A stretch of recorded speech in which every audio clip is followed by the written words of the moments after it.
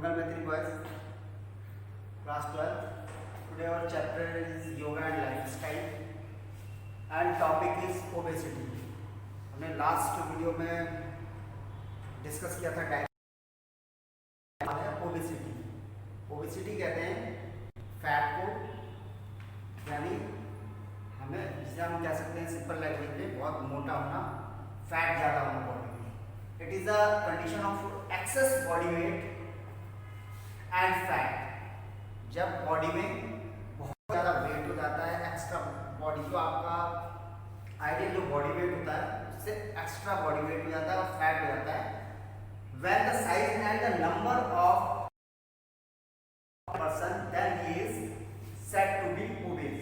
जब हमारी बॉडी में जो फैट सेल हैं उनका साइज और अदरवाइज नंबर ऑफ सेल्स वो बढ़ जाते हैं तो तब दैट पर्सन, तब उस व्यक्ति को हम कहते हैं कि said to be obese। ये ओबेस पीपल यानी फैट है, मोटा है या इसमें फैट बहुत ज़्यादा है।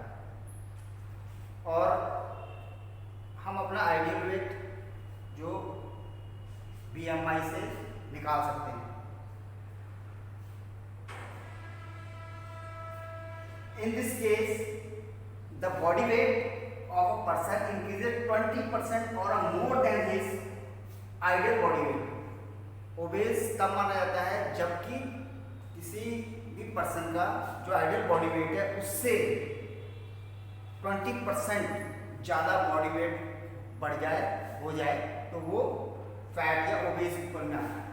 Types, there are 2 types. जो ओबेसिटी होती है वो ओबेसिटी है वो 2 प्रकार की होती है। एक है hyperplastic obesity and second one hypertrophic obesity. Hyperplastic obesity होती है जिसमें जो fat cell, number of fat cell increase हो जाते हैं या ये कह सकते हैं जो फैट सेल है उनकी संख्या बढ़ जाती है, तो वो कहलाती है हाइपरस्टैटिक ओबेसिटी।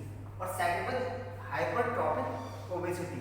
हाइपरट्रॉपिक में जो फैट सेल है वो इंक्रीज हो जाती है, वो बढ़ जाती है।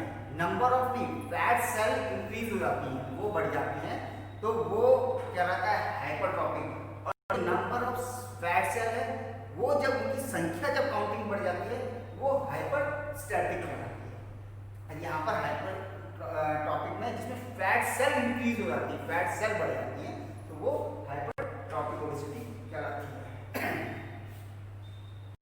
जो फैट है, जो ओबेसिटी है, उसके कई कारण हो सकते हैं।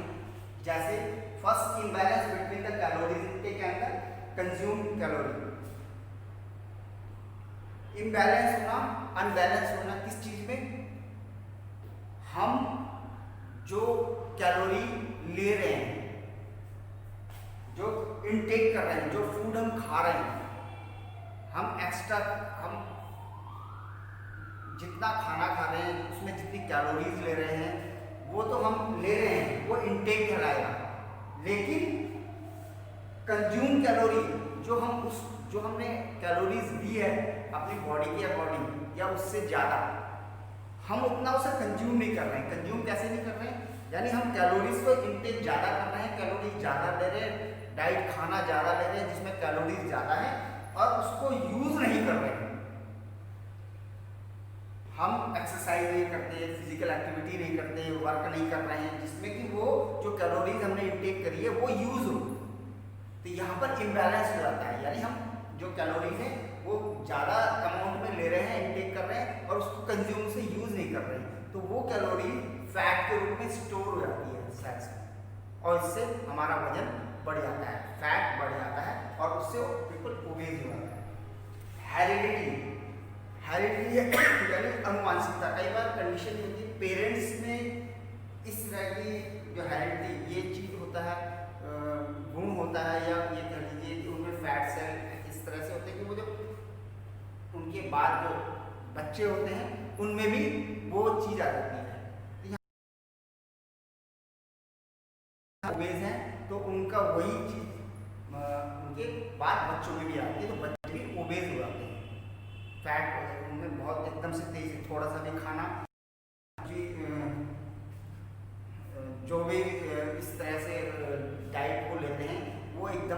बॉडी में लगती है वो फैट के रूप में स्टोर हो जाती है, और फिर उनका वर्कआउट भी है कि वो किस तरह की अपनी लाइफ स्टाइल जी रहे हैं। नेक्स्ट है इसमें एक एंडोक्राइन ग्लैंड है कि उसका फंक्शन भी इस पर इफेक्ट करता है, कि जिसमें जो थायराइड में लेस अमाउंट ऑफ थायरोक्सिन जब रिलीज होता है तो उसके कारण भी ये डिसबैलेंस हो जाता है कि बॉडी वेट बढ़ जाता है। यानी एंडोक्राइन ग्लैंड फंक्शन में भी अगर प्रॉब्लम आती है, ठीक है, थायरोक्सिन नहीं प्रॉपर से भी, यानी उसका अमाउंट कम है थायरोक्सिन का, तो उससे भी फैट बढ़ जाता है या फैट बढ़ने की कंडीशन हो जाती है। नेक्स्ट है लाइफ स्टाइल। आजकल की जो लाइफ स्टाइल है वो भी ओबेसिटी के लिए प्रॉब्लम है कि हम किस तरह की लाइफ स्टाइल जी रहे हैं। जैसे हम जंक फूड खाना, जो प्रॉपर डाइट होती है जो हमारी बॉडी के लिए यूजफुल है, तो जो एज ए बैलेंस डाइट में आती है उसको हम नहीं लेते हैं, जबकि हम ज़्यादातर जंक फूड खाते हैं।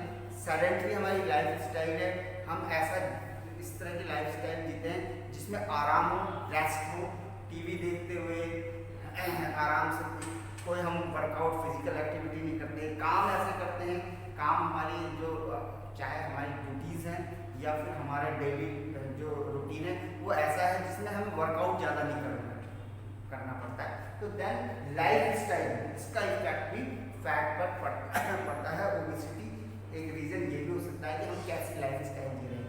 हम आराम, रेस्ट करने वाली डाइट, हम बॉडी हम पूरा ले रहे हैं, खा रहे हैं, लेकिन हम उसे यूज़ नहीं कर रहे हैं। तो ऐसी लाइफ स्टाइल जिसमें हम जंक फूड है, इस तरह का खाना, इस तरह की डाइट ले रहे हैं जो कि हमारे लिए जो बैलेंस डाइट नहीं है, जिसमें न्यूट्रिशियस नहीं है, जो बहुत अच्छी नहीं है, जो हमारे जो लाइफ हमारा रूटीन है उसके अकॉर्डिंग नहीं है, और हम उसको ज़्यादा ले रहे हैं तो वो भी इफेक्ट करता है। अब एक आता है इफेक्ट्स ऑफ ओबेसिटी। अगर ओबेसिटी होती है तो उसका हमारी बॉडी पे क्या इफेक्ट्स पड़ते हैं। बहुत इसका जो ओबेसिटी है उसमें बहुत प्रॉब्लम्स होती हैं, जैसे डायबिटीज़ की प्रॉब्लम भी आनी शुरू हो जाती है जब हम वर्कआउट नहीं करते हैं, फिजिकल एक्टिविटी। और जब ओबेज हो जाते हैं तो हम ये कर भी नहीं पाते हैं, तो हमें प्रॉब्लम होती है। हार्ट से फैट लेंगे, वो फैट हार्ट में भी प्रॉब्लम करता है, जिसमें आपने सुना कोलेस्ट्रॉल वगैरह बढ़ जाता है, जिसके कारण भी हार्ट की प्रॉब्लम, हार्ट डिजीज हो जाती है। Increase risk of factor of fracture. कई बार बहुत हैवी वेट होने से हम बॉडी को कंट्रोल नहीं कर पाते हैं, और आपकी बोन्स पर, हमारी बॉडी जो उस पर पैरों पर हमारा बहुत अधिक वेट होता है, जिसको कई बार हम कंट्रोल नहीं कर पाते हैं, तो उससे गिरने का, और इतने हैवी वेट के लिए हमारी जो बॉडी बोन्स वगैरह हैं, मसल्स वगैरह हैं, वो स्ट्रांग नहीं होती हैं या वो उसको संभाल नहीं पाती हैं। देन कई बार इस तरह का होता है कि बॉडी वेट ही फ्रैक्चर के कारण बनते हैं, और मसल्स या लिगामेंट्स इंजरी के कारण भी ओबेसिटी हो सकती है। इसके अलावा फ्लैट फूड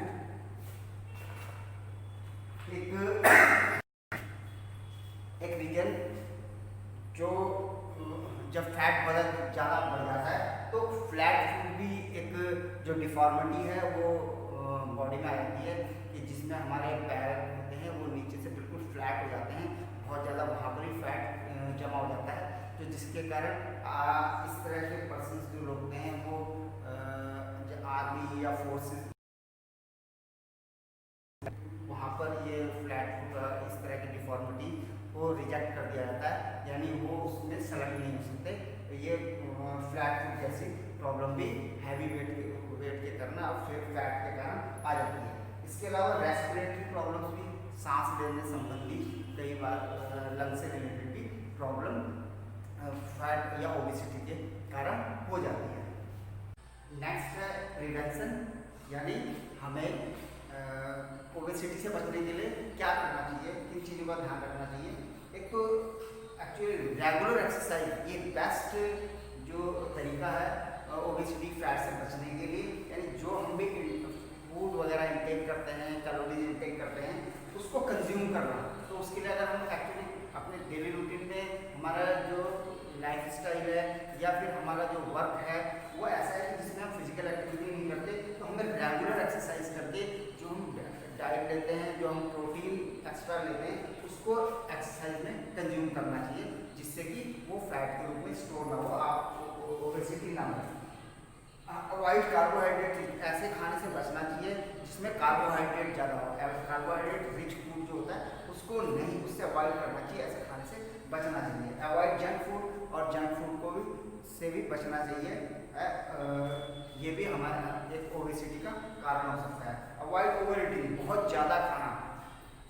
हमारी जो रिक्वायरमेंट है, हमारी जो डाइट है, बैलेंस डाइट, हमारे काम के अकॉर्डिंग, उससे ज़्यादा खाने से, ओवर ईटिंग, उससे बचना चाहिए। इसके अलावा when we रीडिंग और वॉचिंग टीवी, जिस समय हम टीवी देख रहे हैं या पढ़ रहे हैं, उस समय ईटिंग कोशिश करनी चाहिए कि हम कुछ ना खाएं।